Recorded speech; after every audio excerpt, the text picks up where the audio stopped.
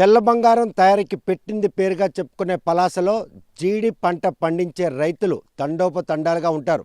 పచ్చ తివాసీ పరిచినట్టు ఉన్నటువంటి ఈ ఉద్దానం ప్రాంతంలో జీడి పంటను పరిరక్షించేందుకు రైతులు చేస్తున్న ప్రయత్నం ఎలుగుబంట్ల బారి నుండి ఆ పంటను పరిరక్షించే క్రమంలో ఈరోజు ఎలుగుబంట్లు ఆ కంచెలో చిక్కుకొని ఈ ప్రాంతం వాసులను కంటి మీద కునుకు లేకుండా చేస్తున్నాయి.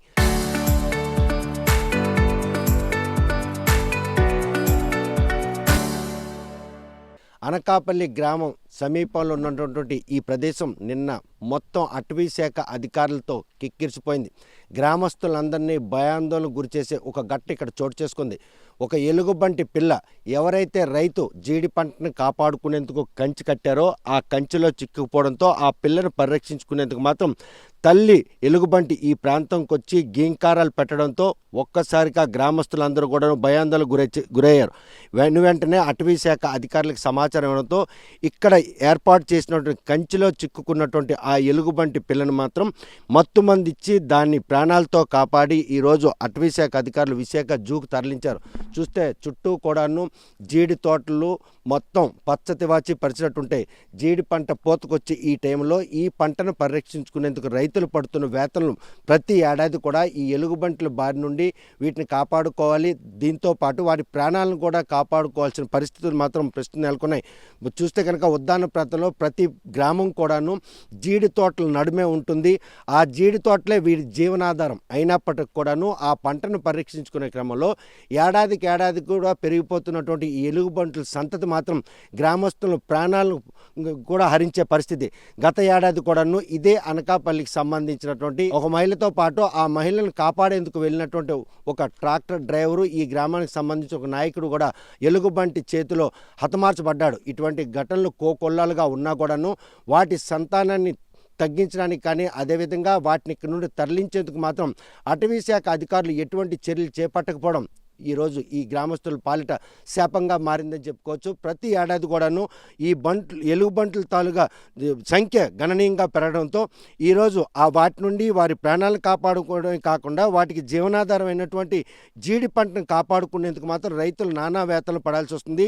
ప్రస్తుతం మాత్రం ఏవైతే కొబ్బరి పళ్ళు అదేవిధంగా రేగి పళ్ళు తినుకుంటూ ఈ పరిసర ప్రాంతాల్లో సంచరిస్తున్నటువంటి ఎలుగుబంట్ల బారి నుండి రానున్నటువంటి రోజుల్లో ఈ జీడి తోటను ఎట్టి పరిస్థితుల్లో కాపాడుకోవాలనే ఉద్దేశంతో గతంలో కర్రలతో ఉన్నటువంటి కంచెలను మాత్రం నిర్మించేవారు. అయినప్పటికీ కూడా వాటిని కూడాను ధ్వంసం చేసి అవి జీడి తోట లోపలికి వచ్చి పంటను ధ్వంసం చేసినటువంటి ప్రక్రియని మొదటిపాటుగా తీసుకున్న రైతులు మాత్రం ఈరోజు ఐరన్ కంచెలను ఏర్పాటు చేసి ఈ పంటను పరిరక్షించుకునేందుకు నానా వేతలు పడుతున్నారు. ఆ క్రమంలోనే ఈ తోటకు సంబంధించిన రైతు మాత్రం ఐరన్ కంచి వేయడం జరిగింది. ఆ కంచెలో చిక్కుకున్నటువంటి ఎలుగుబంటి పిల్ల మాత్రం అక్కడ గేంకారాలు పెట్టడం, దాన్ని గమనించుకుంటూ వచ్చినటువంటి తల్లి ఎలుగుబంటి మాత్రం ఇక్కడ పెద్దగా గేంకారాలు పెట్టడంతో వెంటనే గ్రామస్తులు మాత్రం ఈ విషయాన్ని అటవీ శాఖ అధికారులు తెలియజేశారు. అసలు నిన్న ఇక్కడ ఎటువంటి పరిస్థితి నెలకొని ఉండేది, అసలు జీడి పంట చేతికొస్తున్న ఈ టైంలో వాటిని పరిరక్షించుకునేందుకు గ్రామస్తులు చేస్తున్న ప్రయత్నం ఈ ఉద్దానం ప్రాంతంలో ఇప్పటి వరకు సుమారు 10 సంఖ్యలో మనుషులు ప్రాణాలను హరించినటువంటి ఎలుగుబంట్లు మాత్రం ప్రతి ఏడాది కూడాను ఇంటి నుండి బయటికి రావాలంటే తిరిగి ఇంటికి వెళ్ళే పరిస్థితి లేనటువంటి పరిణామాలు చోటు చేసుకున్నటువంటి క్రమంలో ఎలుగుబంట్ల బారి నుండి ఈ ఉద్దానం ప్రాంత వాసులు ఎటువంటి భయానక జీవనం సాగిస్తున్నారనే విషయం స్థానికులు అడిగి తెలుసుకుందాం. అసలు నిన్న ఇక్కడ ఏం జరిగింది, ఈ జరిగిన క్రమంలో దాన్ని ఎలా పట్టుకున్నారు, మీకు అసలు ఆ సమాచారం ఎలా తెలిసింది? సార్ నిన్న అంటే మొన్న ఉదయం 6 గంటలకి ఈ బంటి పడిపోయింది. పిల్ల పడిపోయిన తర్వాత మేమైతే చెరువుకి బాత్రూమ్ కానీ వచ్చాము. వచ్చేటప్పుడు పెద్ద పెద్ద కేకలు వేస్తుంది. ఈ కేకలు ఏటరా బాబు అనుకొని మళ్ళీ అందరం వచ్చాము. అందరం వచ్చేటప్పటికి ఇక్కడికి వచ్చేటప్పటికి పిల్ల పడిపోయింది. చూసాము, ఇంటికి వెళ్ళిపోయాము. అందరము మళ్ళీ కలిసి వచ్చాము. వచ్చేటప్పటికి ఆ తల్లి పిల్ల రెండు కూడా అటాక్ చేయడానికి వచ్చాయి. మళ్ళీ ఇది లాభం లేదురా బాబు అనుకొని అటవీ శాఖ అధికారులకి మేము ఫోన్ చేస్తే వాళ్ళు కూడా ఇమీడియట్లీ వచ్చారండి. వచ్చి వాళ్ళు కూడా మత్తు ఇంజక్షన్ వేసి నిన్నైతే ఆ పిల్లను తీసుకొని వెళ్ళడం జరిగింది. నిన్న సుమారుగా 1 గంట 2 గంటల టైంలో పిల్లకి తీసుకొని వెళ్ళిపోయారు. మేము కూడా ఇదే పరిస్థితి ఇలాగే జరిగితే ఇక్కడ పిక్కలు కూడా ఏవి కూడా ఏరలేని పరిస్థితి ఉంది. దయచేసి అటవీ శాఖ సిబ్బంది ఈ ఎలుగుబంట్లను తరలించే కార్యక్రమం ఏదైనా చేస్తారని నేనైతే మనస్ఫూర్తిగా కోరుకుంటాను సార్. గత ఏడాది కూడా ఇదే గ్రామానికి చెందినటువంటి 2 ఎలుగుబంటి చేతిలో హతమయ్యారు. గత ఏడాది కూడా సేమ్ ఇలాగే తోటలు ఇదే పూత టైంలో తోటలు ఊడుస్తాం సార్ మేము. ఎందుకంటే పిక్కలు దొరకాలంటే ఆకులు ఊడుస్తాం. ఆకులు ఊడ్చే కార్యక్రమంలో మేమైతే ఒక అమ్మాయి ఒక అంటే ఆ హస్బెండ్ ఇద్దరు కూడా తోటకి వెళ్ళారు. తోటకి వెళ్ళి ఊడ్చే టైంలో ఎలుగుబంటి వచ్చేసింది. ఆవిడకి ముందు పట్టేసిన తర్వాత ఆయన కొట్టాడు. కొట్టిన తర్వాత ఆయనకి చంపేసింది. ఇంతలోగా మాకు కౌరు వచ్చింది ఫోన్ల ద్వారా. కౌరు వచ్చేటప్పటికి ఇంతలోగా మావాడు వెళ్ళాడు. ఈ ఇద్దరు చనిపోయారు. ఇంతలోగా మొత్తం ఊరు జనాభా మొత్తం వెళ్ళేమో సరే ఏదో ఒకటి అయిందిలే అండి. అది అయిపోయింది. అది అయిపోయిన తర్వాత మాకు కూడా కేసులు పెడతామని చూశారు. చంపేశాం. ఆ కేసులు పెడతామని చూసేటప్పటికి సార్ అది తప్పు, ఎందుకంటే మాలో ఇద్దరు చనిపోయారు. మేము ఆయనకి ఏదో విధంగా ఏదో చేయాలనుకుని చేసాం అనుకున్నాను. చెప్పిన తర్వాత ఏదో కేసులు పెట్టుకుని చేశారు సార్.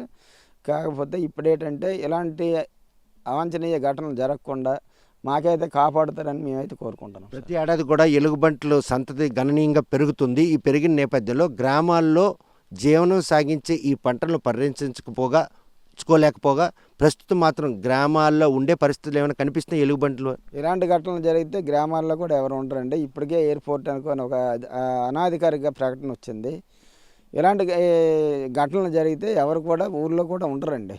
నాకు తెలిసి అయితే ఎవరు కూడా ఉండరు. ఇప్పుడు పిల్లలైతే అసలు కూడాను ఊరంటే మనకు వద్దులే అన్న పరిస్థితిలోకి వచ్చారు మా పిల్లలు.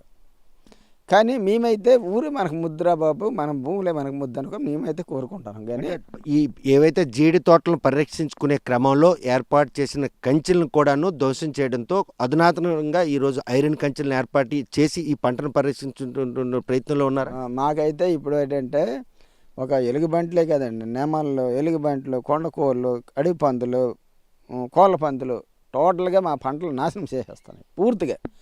కానీ ఏ విధంగా మనం తరిమి కొడతామన్నా సరే తరిమి కొట్టలేని పరిస్థితిలో ఉన్నాం మేమైతే. ఎలుగుబంట్లు ఇక్కడే ఎక్కువ టెస్ట్ వేయడానికి కారణం ఏంటి అసలు? ఇక్కడ గృహాలు ఉన్నాయండి ఎక్కువ.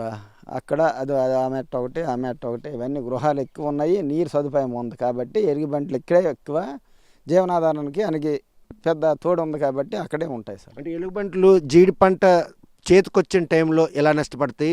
అది ఆ పంట లేనప్పుడు వేటిని తిని ఈ పరిసర ప్రాంతాల్లో సంతరించుకుని దాని సంతానాన్ని ఉత్పత్తి చేసుకున్నాను. ఎలుగుబంట్లు జీడి పంట అయితే నాశనం చేయవు, జీడి పళ్ళే తింటాయి. అలాగే అంటే బయట టైం అయితే కొబ్బరికాయలు తినేస్తాయండి. కొబ్బరికాయలు చెట్టు ఎక్కిపోయి తాగేస్తాయి. అలాగే గొలుగు పళ్ళు తింటాయి, రేగి పళ్ళు తింటాయి, నెక్స్ట్ ఇంకా చాలా రకాల పళ్ళు తింటాయి సార్. పనసకాయలు గట్టి ఇప్పుడు కూడా కాపుకొచ్చిన పనసకాయల జోలు కూడా పళ్ళు అయితే తింటాయి సార్. కాయలు అయితే తినవు, పళ్ళు మాత్రం మొత్తం నాశనం చేసేస్తాయి. పనస, జీడి, కొబ్బరి ఒకటి కాదు. జీడి అయితే పిక్కలు అయితే తినవు, పళ్ళు మాత్రం మొత్తం తినే. పిక్కలను పరిరక్షించుకుంటేనే కదా మీ జీవనాధారం. పళ్ళు అయితే చల్లేస్తారు కానీ ఆ పిక్కలను పరిరక్షించుకునే క్రమంలోనే తోటలని కింద ఆకులు శుద్ధి చేసిన టైంలో కూడా అటాక్ చేస్తే మళ్ళీ పిక్కలు ఏరడానికి వచ్చినప్పుడు కూడా అదే పరిస్థితులు వస్తాయి. పిక్కలు ఏరే టైంలో కూడా అదే పరిస్థితి.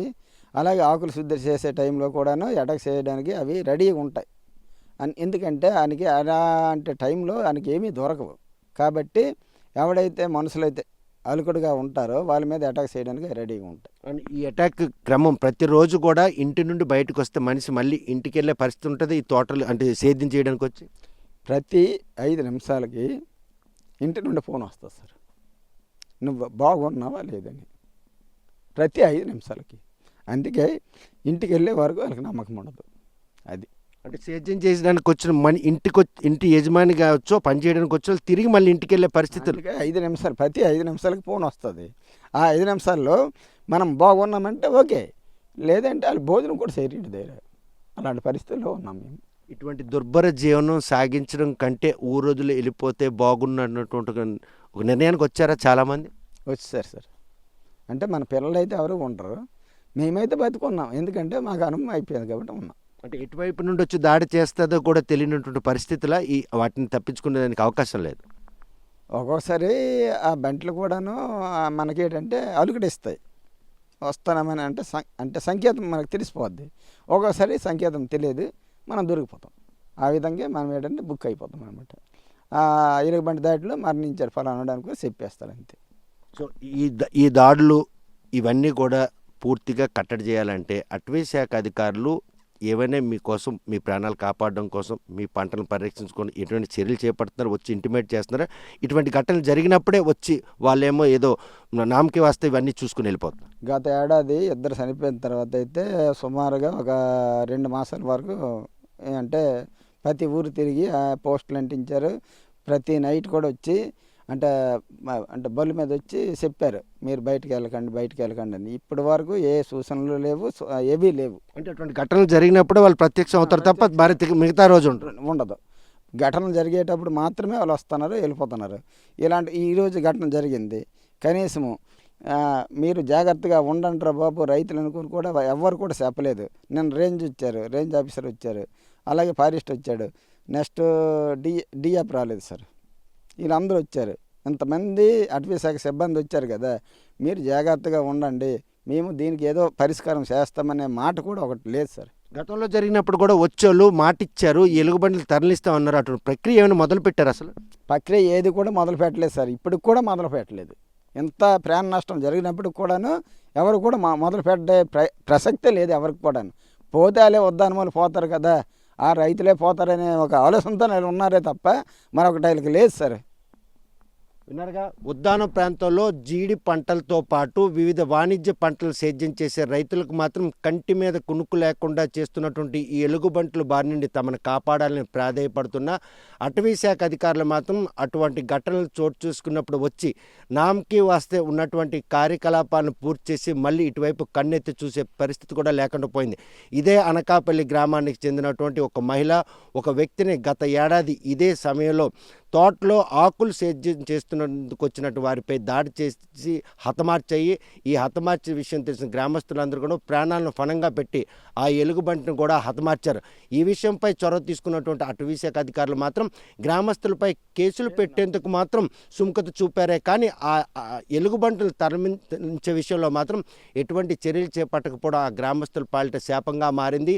ఈ తరానికి సంబంధించిన తమ పిల్లలు ఎవరో కూడాను ఈ జీడి తోటల్లో సేద్యం చేయడానికి కానీ ఇక్కడ ఉండడానికి కూడా ఇష్టపెట్టుకునేటువంటి పరిస్థితుల్లో ఉన్న నేపథ్యంలో ఈ పొడమి తల్లిని నమ్ముకొని ఏదైతే ఈ తోటల్లోనే తమ పిల్లలను పోషించుకొని వచ్చినటువంటి ఆ పరంపరను కొనసాగించేందుకు ప్రాణాల అరిచేతిలో పెట్టుకొని ఈ పొలాల్లో మాత్రం సేద్యం చేస్తున్నాం.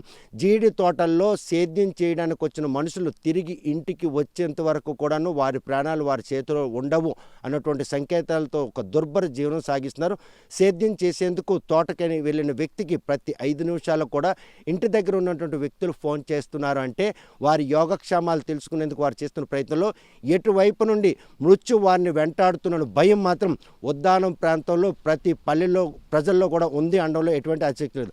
అనకాపల్లి గ్రామంలో నిన్న జరిగినటువంటి ఏదైతే ఎలుగుబంటి కంచెలో చిక్కుకున్నటువంటి ఆ ఎలుగుబంటిని కాపాడంలో చూపించినంత ఉత్సుకత ఈ ప్రాంతం ప్రజలు ప్రాణాలను కాపాడడం విషయంలో మాత్రం అటవీ శాఖ అధికారులు చూపకపోవడం తమను ఎంతగానో బాధిస్తుందని ఇప్పటికైనా ఈ ఎలుగుబంటులు పట్టుకొని జూకు తరలించి ప్రశాంతమైనటువంటి పచ్చతివాచి పరిచినటువంటి ఈ ఉద్యానం ప్రాంతంలో ఈ జీడి తోటలు సేద్యం చేసే ప్రజలు రైతులను కూడా కాపాడాలని చెప్పి వారు కోరుకుంటున్నారు. మరి ఈ విషయంలో రాష్ట్రంలో అటవీ శాఖ మంత్రిగా వ్యవహరిస్తున్న పవన్ కళ్యాణ్ ఈ ఉద్యానం ప్రాంతం ప్రజల తాలూకు సమస్యను పట్టించుకొని ఈ ఎలుగుబంటులను పట్టుకొని జూకు తరలిస్తారా, లేకపోతే ఆ ఎలుగుబంటులు బారిన పడి వారిని ప్రాణాలు కోల్పోయే విధంగానే చూసి చూడనట్టు వ్యవహరిస్తారా అన్న విషయం వేచి చూడాల్సిందే. ఉద్దానం ప్రాంతంలోని అనకాపల్లి గ్రామంలో జరిగినటువంటి ఘటనా ప్రదేశం నుండి వీడియో జర్నలిస్ట్ రామకృష్ణతో సత్యం, RTV శ్రీకాకుళం. చరిత్ర సృష్టించినోడు ఇప్పుడు ఆ చరిత్రని తిరగరాయబోతున్నాడు. అబద్ధాల గోడల్ని బద్దలు కొట్టి నిజాలను రాగా మీ ముందుంచబోతున్నాడు. నిజమైన వార్తల కోసం వెంటనే డౌన్లోడ్ చేసుకోండి రా యాప్ని.